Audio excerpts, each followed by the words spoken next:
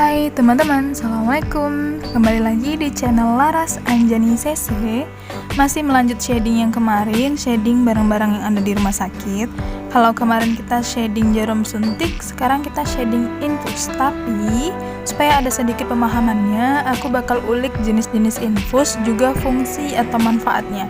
Soalnya kan kalau kita atau keluarga kita di rumah sakit, begitu dibilang infus, rasanya kepala kita udah ada stigma seperti sudah lumayan parah ya. Karena dibilang infus ya udah gitu aja, infus aja, pihak rumah sakit yang tahu.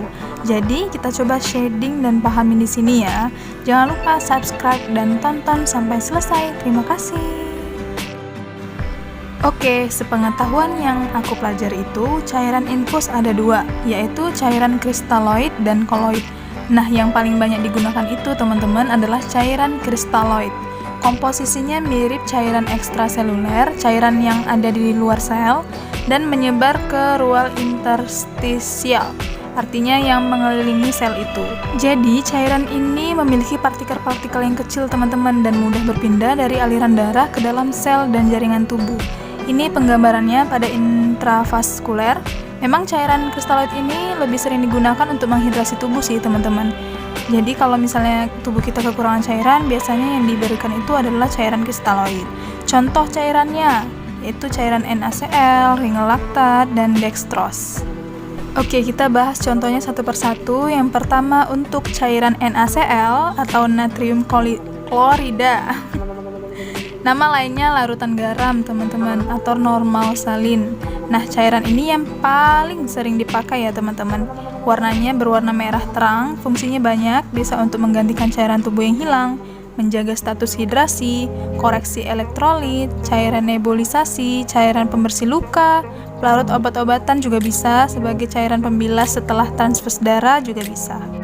Nah, yang kedua namanya ringel-laktat, yang terdiri dari larutan kalsium, kalium, larutan laktat, natrium, klorida, dan air yang pada etiketnya itu ya teman-teman, yang warna di infusnya itu etiketnya umumnya berwarna merah tua atau merah gelap.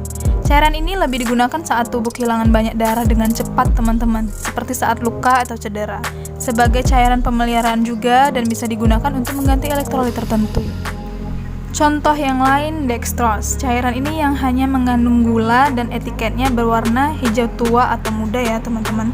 Cairan ini biasanya digunakan untuk meningkatkan kadar gula darah, diberikan saat kondisi hipoglikemia atau gula darah rendah, atau saat kondisi hiperkalemia, kadar kalium dalam tubuhnya itu tinggi, dan juga bisa memberikan suplai kalori. Kalau yang tadi kristaloid, sekarang cairan infus koloid. Kita bahas tentang cairan infus koloid. Cairan ini berguna untuk pengganti plasma yang bertahan lama di ruang intravaskuler. Cairan ini juga bisa mengembalikan volume plasma lebih efektif. Cairan koloid punya molekul yang lebih berat daripada kristaloid, sehingga akan berada di dalam pembuluh darah dalam waktu yang lama, teman-teman. Dia berada dalam pembuluh darah dalam waktu yang lama sebelum menyebar ke seluruh tubuh. Nah, cairan koloid ini biasanya untuk pasien yang sakit kritis. Contohnya cairan gelatin, albumin, dan dextran. Jadi paham ya teman-teman, kalau yang tadi kristaloid itu dia berada di sekitar selnya, tapi kalau koloid itu cairannya itu lebih ke di dalam pembuluh darahnya dalam waktu yang lama, baru dia menyebar ke seluruh tubuhnya. Kalau kristaloid tadi kan dia mengelilingi selnya itu aja.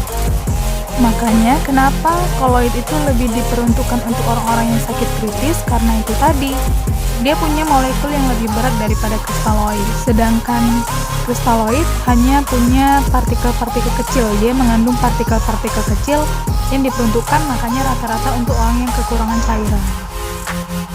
Sekarang kita bahas contoh-contoh cairan dari koloid. Yang pertama, cairan gelatin. Nama lainnya gelofusin, biasanya etiketnya itu berwarna putih, tulisannya kuning. Nah, ini yang berfungsi untuk mengatasi kurangnya volume darah yang hilang, juga memberikan nutrisi karena mengandung protein hewani. Kemudian contoh cairan koloid yang lain ada albumin, biasanya sedia dalam bentuk botol yang etiketnya berwarna dominan hijau ya teman-teman. Ini fungsinya diberikan saat kadar albumin pasiennya itu rendah, seperti gangguan hati, luka bakar yang akut, dan sepsis.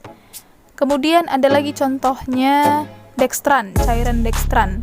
Umumnya ini juga dalam sediaan botol dan mengandung polimer glukosa yang digunakan dalam pemulihan kondisi kehilangan darah nih teman-teman, dan mencegah terjadinya tromboemboli. Tromboemboli itu seperti gumpalan darah di vena, mungkin di paha, tungkai, atau lengan. Ini biasanya diberikan pasca operasi, setelah operasi ya teman-teman.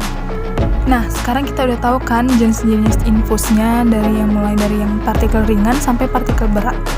Jadi kalau misalkan teman-teman nih ada yang dari penjelasan aku yang dilihat ada yang salah, boleh di komen di bawah ya, siapa tahu ada yang salah. Dan kasih kritik dan sarannya. Terima kasih. Gimana? Udah pada tahu kan? Terima kasih sudah menonton. Thank you for watching. Assalamualaikum warahmatullahi wabarakatuh.